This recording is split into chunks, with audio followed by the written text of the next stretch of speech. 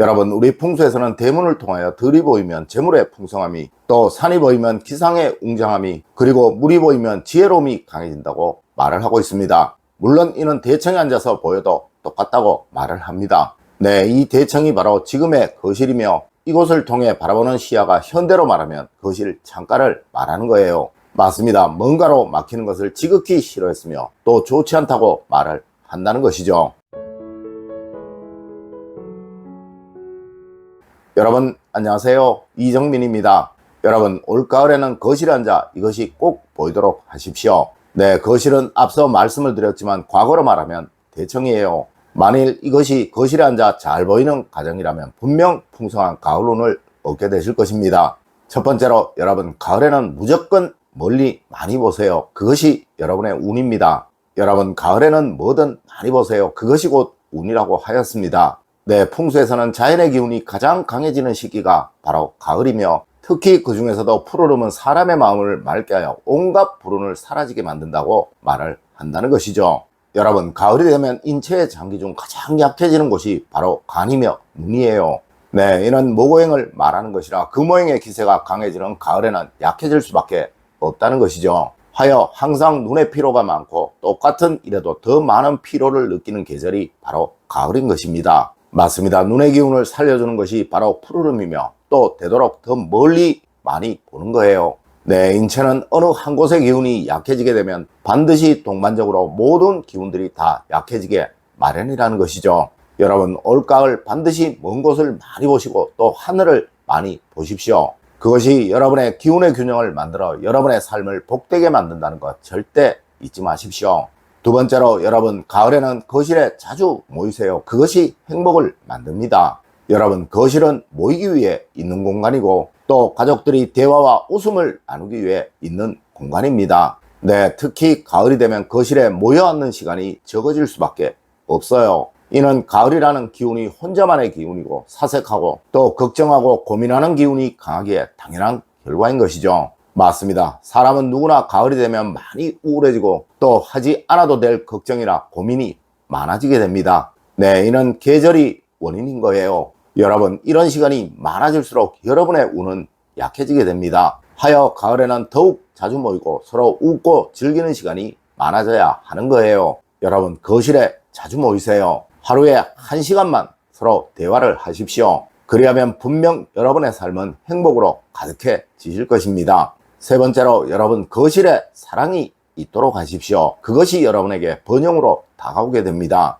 여러분, 가을은 항상 왜 나는 이라는 명제가 생각나게 하는 계절입니다. 맞습니다. 절대 외롭지 않아야 하는 거예요. 네, 1년 중 노인 자살률이 월등히 높은 계절이 바로 가을이라고 하죠. 물론 여러분은 이렇지는 않으실 것이나 그래도 각자 굉장한 외로움과 쓸쓸함을 느끼게 되실 것입니다. 네, 다른 계절에 비해 월등히 더 그럴 것이라는 거죠.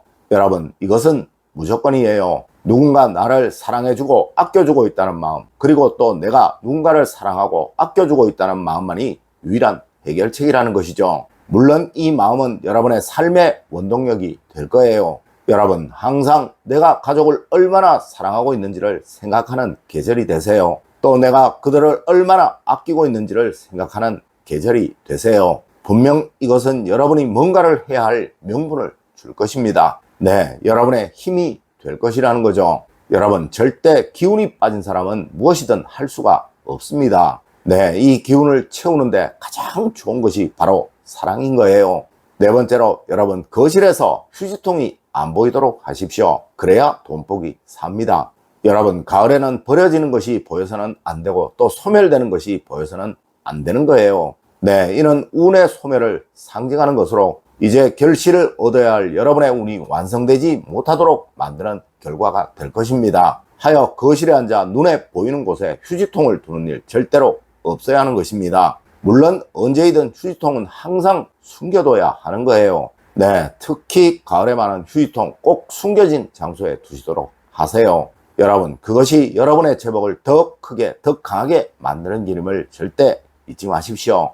다섯 번째로, 여러분, 거실에서 책이 꼭 보이도록 하십시오. 그것이 여러분의 번영을 만들 것입니다. 여러분, 책은 여러분의 집안에 있는 모든 물건들 중에 양기가 가장 강한 것입니다. 네, 이제 가을은 음기가 강해지는 시기라 집안의 음양의 균형이 깨어지기 아주 좋은 계절인 거예요.